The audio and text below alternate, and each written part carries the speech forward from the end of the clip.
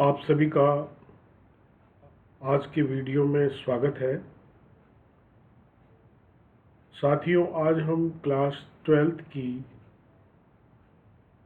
Compulsory English की book जो flamingo है उसकी पोइट्री के क्वेश्चंस और आंसर्स स्टार्ट कर रहे हैं। सबसे पहले हम जो पोइम ले रहे हैं उसका नाम है माई मदर एट 66। ये कविता कमला दास नामक कवयित्री के द्वारा लिखी गई है। कमला दास की सभी कविताएं मन को छू लेने वाली होती हैं। बहुत भावना प्रधान कविताएं कमला दास के द्वारा लिखी गई हैं। उन्हीं में से एक कविता आज हम पढ़ रहे हैं।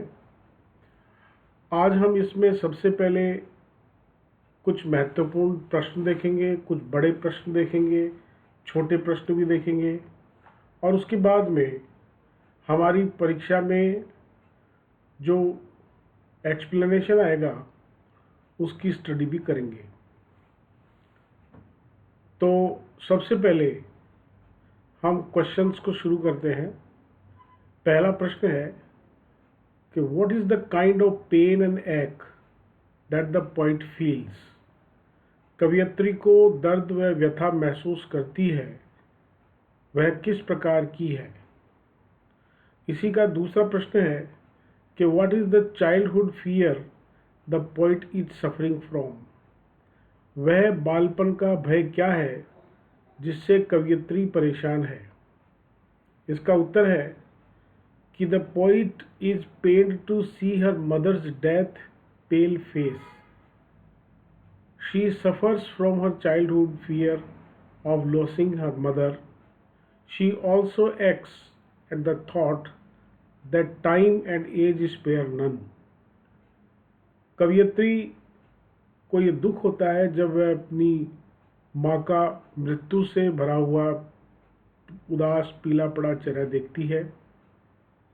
वह इस बात से भी व्यथित हो उठती है, दुखी हो उठ जाती है कि किस प्रकार से बचपन का जो डर था उसकी माँ के खोने का वह दिखाई देता है। वह यह व्यथा भी महसूस करती है कि समय और उम्र किसी को भी नहीं छोड़ती है, सब पर हावी हो जाती है। अगला प्रश्न है What are the young trees described as sprinting? युवा वृक्षों को तेज भागते हुए वर्णित क्यों किया गया है। इसका उत्तर है कि by describing sprinting trees, she presents comparison and contrast in the poem. It is between old age and young age. Old age is lifeless and pale, while young age is full of joy and energy. Sprinting trees का वर्णन करते हुए यानी भागते हुए पेड़ों का वर्णन करते हुए वह हमारे सामने एक तुलना और एक विरोधाभास प्रस्तुत करती है कविता में कि किस प्रकार से बुढ़ापे में और जवानी में ये फर्क होता है। बुढ़ापे में जो जीवन है वह जीवन शून्य हो जाता है, पीला पड़ जाता है, जबकि जवानी में वही उम्र जोश और प्रसन्नता से भरी रहती है। अगला प्रश्न है Why has the poet brought in the image of merry children spilling out of their homes? कवयित्री ने प्रसन्नचित्त बच्चों के अपने घरों से बाहर आते हुए दृश्य को शामिल क्यों किया है। इसका उत्तर है कि children represents joy, care free life and growing strength. In its contrast the poet's mother is the victim of sorrowful age, cares and weakness. The image of the merry children presents comparison and contrast in the poem. बच्चे जो हैं वो प्रसन्नता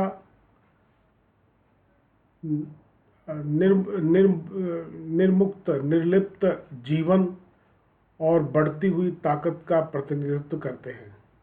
यह एक विरोधाभास है कि कवियत्री की जो माँ है वह बुढ़ापे में दुख का शिकार हो जाती है, कमजोरी पड़ जाती है और उसकी ध्यान रखना पड़ता है, जबकि प्रसन्न होते हुए बच्चों का जो चित्र है वह हमारे सामने एक प्रकार का तुलना और विरोधाभास प्रस्तुत करती है। अगला प्रश्न है कि why has the mother been compared to the late winter's moon.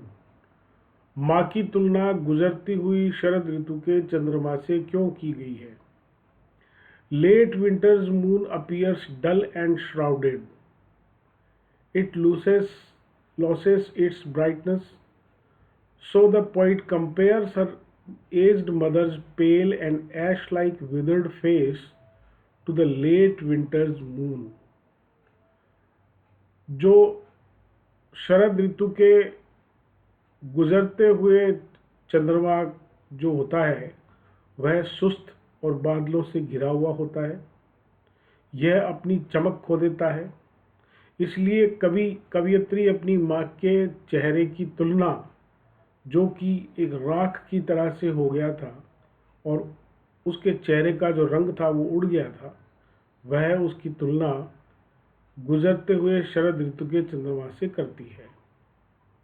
What do the parting words of the poet and her smile signify? मतलब हवाई अड्डे पर अपनी माँ से अलग होते हुए कवियत्री के शब्द यानी अंतिम शब्द व उसकी मुस्कुराहट क्या प्रकट करते हैं?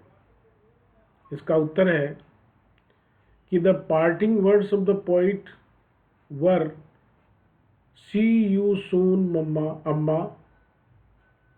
These words signify her hope to see her mother soon again.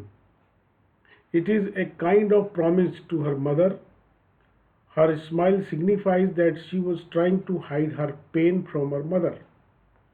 विदा लेते समय कवियत्री के जो शब्द थे कि मैं तुमसे बहुत जल्दी मिलूंगी अम्मा, ये वर्ड उम्मीद को प्रदर्शित करते हैं कि वह अपनी माँ से मिलेगी। ये एक प्रकार का उसकी माँ से वादा था। उसकी मुस्कुराहट ये बताती है कि वह अपने दुख को अपनी माँ से छुपा रही है। अगला प्रश्न है कि what did the poet realise when she looked at her mother's car. कवियत्री को कार में अपनी माँ को देख करके क्या अनुभूति हुई? इसका उत्तर है On seeing her mother's pale and lifeless face, the poet realized that she had grown old and would soon be no more. This thought pained her. अपनी माँ के उदास और निर्जीव चेहरे को देख करके कवियत्री ने ये महसूस कर लिया कि उसकी माँ बूढ़ी हो गई है और बहुत जल्दी वह उससे दूर चली जाएगी, और इस विचार से उसको बहुत तकलीफ हुई। अगला प्रश्न है कि how does the poet describe her mother. कवियत्री अपनी माँ को किस प्रकार वर्णित करती है? इसका उत्तर है कि the poet describes her mother's ageing face to be as pale and dim as the late winter's moon and whose journey of life is about to and.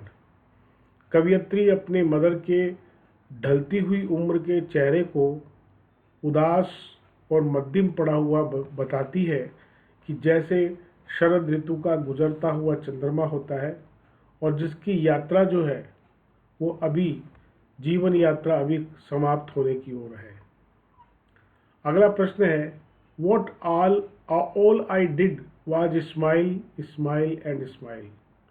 What does the poet mean by this. मुझसे जो बन पड़ा वो यह है कि मैं बस मुस्कुराती रही। इससे कवियत्री का क्या आशय है? और ये है कि while taking leave of her mother, the poet again looks at her. She experiences her childhood fear of losing her. She keeps smiling to hide this fear. जब वह अपनी माँ से विदा ले रही थी तो कवयित्री का जो चेहरा था उसमें एक डर था। उसे ये अनुभव हुआ था अपने बचपन में कि वह अपनी माँ को खो देगी, और वह उस चीज़ को छुपाते हुए लगातार मुस्कुरा रही थी। अगला प्रश्न है कि why did the poet look out of the car and what was it's result. कवयित्री ने कार से बाहर क्यों देखा, वह इसका क्या परिणाम हुआ। इस प्रश्न का उत्तर है कि the poet looked outside the car to turn her attention away from her mother's withered and deathly pale face. The sight of merry children told her that joy and sorrows are inseparable. कवयित्री car से बाहर अपना चेहरा घुमा करके इसलिए देखती है कि वह अपना ध्यान अपने माँ के परेशान मतलब दुखी चेहरे से और जो मृत्यु से पीला पड़ चुका चेहरा था उससे हटाना चाहती थी। प्रसन्न बच्चों का जो दृश्य था वह यह बताती है कि खुशी और दुख उन्हें कभी अलग नहीं किया जा सकता, वे साथ साथ रहते हैं। अगला प्रश्न है what all did the poet see out of the car window. कवयित्री ने कार की खिड़की से बाहर झांकते हुए क्या क्या देखा। इस प्रश्न का उत्तर है कि the poet saw young trees which appeared to be running back. She also saw children happily coming out of their homes. उसने देखा कि छोटे छोटे पेड़ जो थे वो पीछे की ओर भाग रहे थे। वह देखती है कि प्रसन्न होते हुए बच्चे अपने घरों से किस तरीके से बाहर निकल रहे थे। जब हम गाड़ी में यात्रा करते हैं तो पेड़ हमें भागते हुए से दिखाई देते हैं। अगला प्रश्न है कि what is the poets familiar act and why does it return. कवयित्री का चिर परिचित दर्द क्या है और यह उसे बार बार क्यों सताता है। अगला प्रश्न है कि what was the childhood fear which troubles the poet in the end of the poem. बचपन का कौन सा भय था जो कवयित्री को कविता के अंत में दुखी करता है, और ये उत्तर है कि the sight of mother's pale face and withered face arouses the poet's childhood fear and pain of losing her mother. She is quickly nearing the end of her life's journey. अपनी माँ के उदास चेहरे को और मृत्यु से आच्छादित जो चेहरा था उसका दृश्य देख करके कवित्री में उसके बचपन का डर वापस उठ जाता है कि वह अपनी माँ को फिर से खोने वाली है। वह जल्दी से यह समझ जाती है कि उसकी माँ की जीवन यात्रा का अंत आ रहा है। अगला प्रश्न है what does the poet do after the security check. सुरक्षा जांच के बाद कवयित्री क्या करती है। जब वह एयरपोर्ट पे पहुंच जाती है तो सुरक्षा जांच उसकी होती है। तो इसका उत्तर है कि after the security check the poet looks at her mother's withered face again, which appears like the pale winter's moon. She, however, bids her farewell with a smiling face. सुरक्षा जांच के पश्चात कवयित्री अपने माँ के उदास और दुखी चेहरे को देखती है, जो कि एक गुजरते हुए शरद ऋतु के चंद्रमा की तरह से लगता था। इसके पश्चात भी वह अपने दुख को छुपाते हुए अपनी माँ से विदा लेती है और मुस्कुराती है। अगला प्रश्न है which poetic devices has the poet used in the poem. कवयित्री ने इस कविता में किन किन काव्य युक्तियों का प्रयोग किया है, और इसका उत्तर है कि the painting vivid imagery in this poem. The poet compares her mother's deathly face with merry, energetic children. by using the device of contrast and comparison. देखिए, कवित्री जो है वो हमारे सामने एक पेंटिंग जो है उसकी आकृति बनाती है कि जब वह अपनी माँ के दुखी मृत्यु से आच्छादित चेहरे को देखती है और उसके साथ में वह प्रसन्न होते हुए ऊर्जा से परिपूर्ण बच्चों को दिखाती है और उसमें वह विरोधाभास और तुलनात्मक जो है युक्ति का प्रदर्शन करती है। अगला प्रश्न है, वाई डज द पोइट से सी यू सून अम्मा? कवियत्री क्यों कहती है कि हम शीघ्र ही मिलेंगे अम्मा? इसका उत्तर है कि she says so only to reassure her mother while she knows that she would soon lose her to the ultimate reality of death. वह अपनी माँ को केवल यह विश्वास दिलाती है जबकि वह जानती थी कि वह शीघ्र ही अपनी माँ को खो देगी, क्योंकि अंततः मृत्यु की वास्तविकता उसे प्रदर्शित हो रही थी। What is the main theme of the poem? कविता की मुख्य विषय वस्तु क्या है? इसका उत्तर है कि the poem conveys the thought that even though we live in the fear of losing our dear ones, life continues with all its joys and sorrows.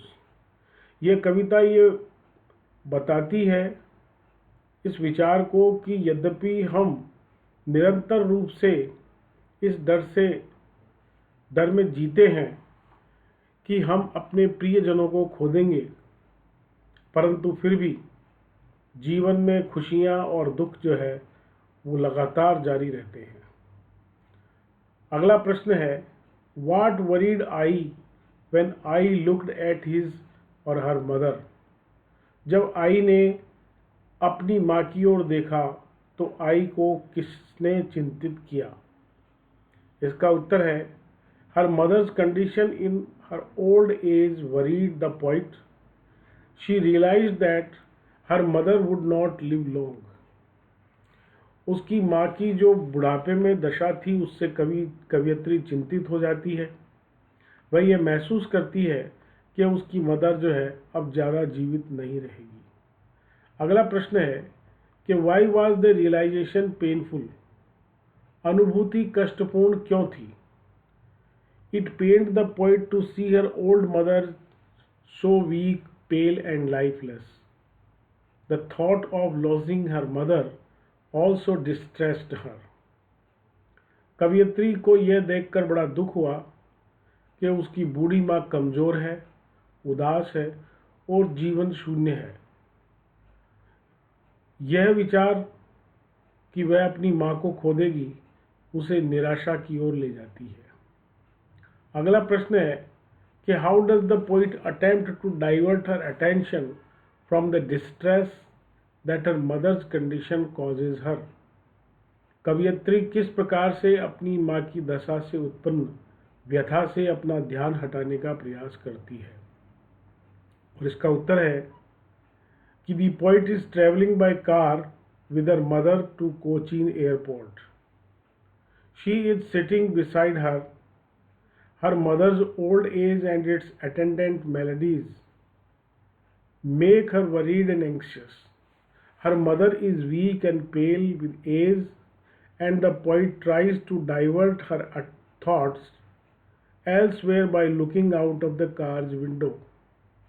कवियत्री अपनी माँ के साथ कोचीन के हवाई अड्डे की ओर यात्रा कर रही थी। वह अपनी माँ के पास बैठी हुई थी। उसकी माँ का बूढ़ा चेहरा और उसकी सहायिका की जो दवाइयाँ थी उसको देख कर के कवियत्री चिंतित और उदास हो जाती है। उसकी माँ जो है वो कमज़ोर है, उसका चेहरा उम्र के अनुसार पीला पड़ गया है और कवियत्री ये प्रयास करती है कि वह अपने विचारों को दूसरी तरफ भटका दे और इसलिए वह कार की खिड़की के बाहर देखने लगती है। अगला प्रश्न है कि how does Kamala Das make use of imagery in her poem my mother at 66 describe? Kamala Das अपनी कविता माई मदर एट 66 में उपमाओं का प्रयोग किस प्रकार करती है, संक्षेप में वर्णन कीजिए। इसका उत्तर है कि in the beginning the poet's mother sits beside her in the car. The poet describes her face to be seen as ashen as a corpse. Again, to distract herself, she looked out of the window of the car and describes the images of young trees rushing past and children happily running out of their homes in the stark contrast of her motionless mother. शुरुआत में कवियत्री अपनी माँ के पास car में बैठी हुई थी और कवियत्री उसके चेहरे का वर्णन करती है कि वह एक शव की तरह से राख में की तरह से दिखाई दे रहा था। फिर से वह अपना ध्यान भटकाती है और वह कार की खिड़की के बाहर देखती है और वह ये बताती है कि जो छोटे छोटे पेड़ थे वो पीछे की ओर भाग रहे थे, जैसे बच्चे जो हैं वो अपने घरों से निकल करके भागते हैं। और ये पूर्ण विरोधाभास उसकी जो है गतिहीन माता की तरफ बताता था। While taking leave of her at the airport, she compares her mother's pale and wrinkled face with the late winter moon. The poet thus uses vivid imagery to convey the poet's emotions. जब वह अपनी माँ से विदा लेती है airport की तरफ, तो वह अपनी माँ के उदास और झुर्रियों पड़े हुए चेहरे को देखती है और कहती है कि वह गुजरते हुए शरद ऋतु के चंद्रमा की तरह से था। और ये जो कविता है ये इस प्रकार से हमारे सामने उपमा और चित्रण प्रस्तुत करती है कवियत्री की भावनाओं को बताने के लिए। अगला प्रश्न है कि give a brief characterisation of the poet as a thoughtful and caring daughter. एक संवेदनशील व चिंता करने वाली पुत्री के रूप में कवियत्री का संक्षेप में चरित्र चित्रण कीजिए। और इसका उत्तर है कि दी poetess comes across as an affectionate, caring and devoted daughter who is anguished by her mother's deteriorating condition with advancing age. Her pale ashen face and her weakening state worries her and she is afraid of losing her. कवियत्री जो है वह इस कविता में हमें एक प्रिय, परवाह करने वाली, ध्यान रखने वाली और समर्पित पुत्री के रूप में दिखाई देती है, जो कि अपनी माँ की बिगड़ती हुई दशा से दुखी हो जाती है कि किस प्रकार से बढ़ती उम्र उस पर हावी हो रही है। उसका पीला और राख जैसा हो चुका चेहरा, उसकी कमज़ोर होती हुई दशा उसको चिंतित कर देती है और वह अपनी माँ को खोने से डरने लगती है। She wants her mother to be always by her side, but she realizes that she would not live long. To put up a brave appearance, the poet smiles at her mother as she leaves her at the airport and promises to meet her again. वह अपनी माँ को हमेशा अपने पास देखना चाहती थी। वह महसूस करती है कि वह ज़्यादा समय तक नहीं रहेगी, परंतु एक बहादुरीपूर्ण प्रदर्शन वह उसके सामने करती है और वह अपनी माँ की तरफ देख करके मुस्कुराती है। और जब वह उससे विदा ले रही होती है एयरपोर्ट पे, तो वह उससे पुनः मिलने का वादा करती है। The main theme of the poem is a reflection of poet's observation of realities of life.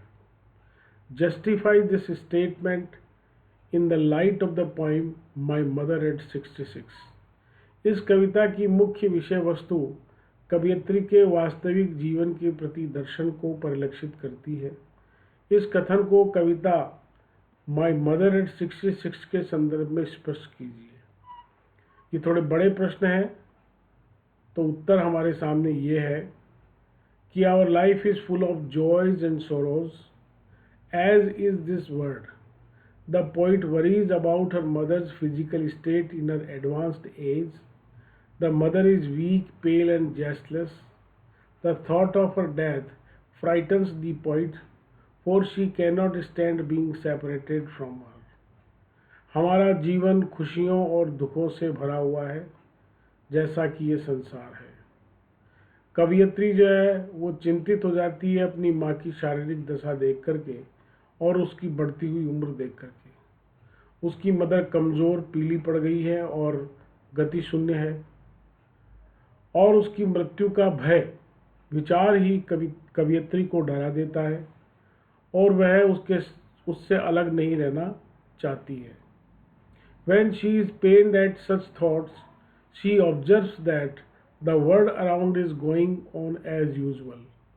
Young trees grow stronger and merry children run without joy and excitement. They are without worries or pain and enjoys the blessings of life. जब वह इन विचारों से दुखी हो जाती है तो वह देखती है कि संसार उसके चारों तरफ वैसा ही चल रहा है। छोटे छोटे पेड़ बड़े होकर मजबूत हो रहे हैं और प्रसन्न बच्चे भाग रहे हैं खुशी से और उत्साह से उत्तेजित होकर के। वे बिना चिंता दुख के अपने जीवन के जो आनंद है उनका लाभ उठाती है। अब अपना शुरू होता है कुछ एक्सप्लेनेशन। ये कविता में हम जो तिरछी लाइनें आप देख रहे हैं ये कविता की लाइन है। Arriving from my parents home to Cochin last Friday morning I saw my mother besides me doze open mouthed her face ashen like that of a corpse. ये कविता की पंक्तियां हैं। जब हम कोई भी एक्सप्लेनेशन लिखते हैं तो सबसे पहले हमें रेफरेंस लिखना पड़ता है, उसके बाद कॉन्टेक्स्ट लिखना पड़ता है। रेफरेंस की लाइन कुछ इस तरीके से है कि these lines have been taken from the poem my mother at 66 written by Kamala Das the leading Indo Anglican poet. ये कविता ये पंक्तियाँ माई मदर एट 66 से ली गई है, जो कि कमला दास नामक कवियत्री के द्वारा लिखी गई है, जो कि एक बहुत ही प्रसिद्ध भारतीय अंग्रेजी कवियत्री है। अब इसका कॉन्टेक्स्ट है यानी संदर्भ। While travelling from her parents home to Cochin the poet sadly looks at her mother aged mother's wrinkled and colourless face. She realized that the old age now has reflected on her face. जब वह अपनी माता पिता के साथ घर से कोचीन की तरफ जा रही थी तो कवियत्री अपने माँ के झुर्रियों पड़े हुए और बिना रंग उड़े हुए चेहरे की तरफ देखती है। वह महसूस करती है कि बुढ़ापे की वजह से, ठीक है, यह सब कुछ उसके चेहरे पर दिख रहा है। और अब इन लाइनों की व्याख्या की गई है। It was last Friday morning when the poet was driving with her mother from the parental home to Cochin airport.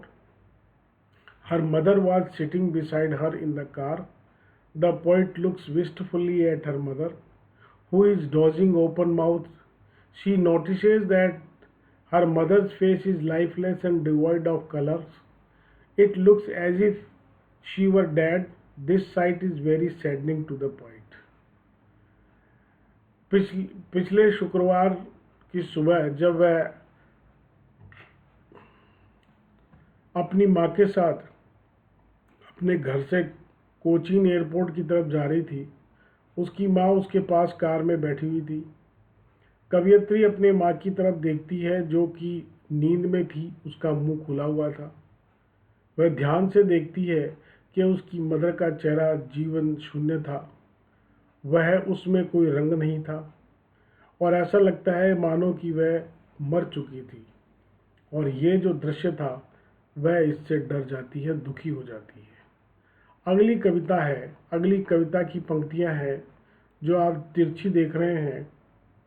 ये कविताएं हैं। And realised with pain that she was as old as she looked, but soon put that thought away and looked out at young trees sprinting, the merry children spilling out of their homes. इसका संदर्भ कुछ इस तरीके से लिखा जाएगा कि these lines have been taken from the poem My Mother and 66 composed by कमला दास। ये कविता ये लाइनें जो है वो माई मदर एंड 66 जो कि कमला दास के द्वारा रचित है उससे ली गई है। इसका कॉन्टेक्स्ट यानी संदर्भ है कि on seeing her mother's face the poet feels that her face now reflects her advanced age. Wanting to shift her attention from this painful thought, she looks out of the car at the lively sights. अपनी माँ के चेहरे को देख के कवियत्री ये महसूस करती है कि बुढ़ापा उसके चेहरे पर दिख रहा है। वह अपना ध्यान भटकाना चाहती है ये विचार दुखपूर्ण विचार से और वह कार की ओर बाहर देखने लगती है। इसका व्याख्या की गई है, it is a saddening thought for the poet to behold her mother's old age face. To put away these thoughts, she glances out of the car.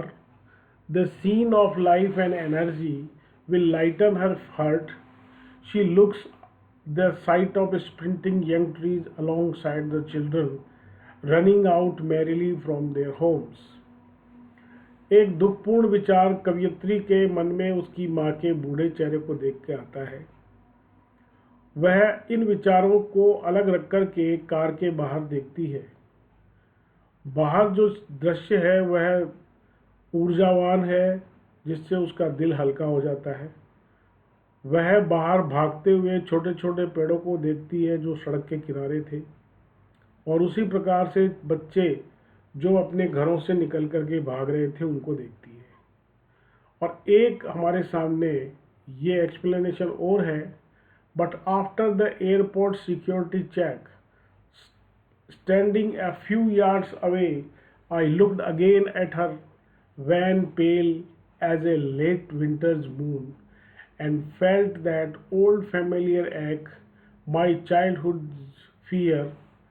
But all I said was, see you soon, Amma. All I did was smile and smile and smile. इसका संदर्भ है कि these lines have been taken from the poem My Mother at 66 written by Kamala Das। और इसका context है कि now the poet is at the airport where she once again looks closely at her mother and bids her goodbye with a smile, willing to put away her fears of losing her। अब कवियत्री airport पे आ गई है जहाँ वह अपने माँ के चेहरे की तरफ फिर से देखती है और उसे एक बार विदा लेती है और वह उससे अलग होने का दुख जो है उसको एक तरफ रख देती है। इसकी व्याख्या इस तरीके से की गई है कि after the security check at the airport the poet stands at a few yards away from her mother. From there she looks again at her mother's face.